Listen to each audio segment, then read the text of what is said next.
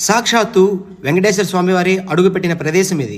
స్వామివారి పాదం ఇంత పెద్దగా ఉంటుందని కళ్ళతో చూసి అనుభూతి చెందితే గానీ తెలుసుకోలేం. ఈ కొండపైన గాలి కూడా ఎక్కువ విపరీతంగా వీస్తూ ఉంటుంది. ఈ పర్వతం ఎక్కడుంటుందో చాలా మందికి తెలియదు. యోగుల పర్వతం అప్పలాయగుంటకి దక్షిణం వైపున్న ఒక మహోన్నతమైన పర్వతం. శ్రీ వెంకటేశ్వర స్వామి నారాయణంలోని ఆకాశరాజు కుమార్తె పద్మావతి దేవిని వివాహం ఆడి కాలినడకన బయలుదేరి తిరుమలకి వెళ్తున్నప్పుడు అప్పలాయగుంటలో తపస్సు చేసుకుంటున్న సిద్ధేశ్వర స్వామిని అభయహస్తంతో ఆశీర్వదించి వెళుతుండగా అప్పలాయగుంట వెనకలున్న యోగుల పర్వతం స్వామివారి పాదపు శక్తికి తట్టుకోలేక అణిగిపోతుంటే వెంకటేశ్వర స్వామివారు తన పాదాన్ని తీసి అప్పలాయగుంటలో అభయహస్తంతో కొలువుదీరాడట.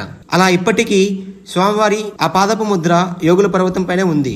ఆ కొండపై వెళ్ళడానికి మెట్ల మార్గం లేనప్పటికీ అతి కష్టం మీద భక్తులు ఆ పాదాన్ని చూడడానికి వెళ్తుంటారు. అలాగే ఈ పర్వతం మీద వినాయక స్వామి వారి ఆలయం, కుమారస్వామి వారి ఆలయం, శివాలయం కూడా ఉంది.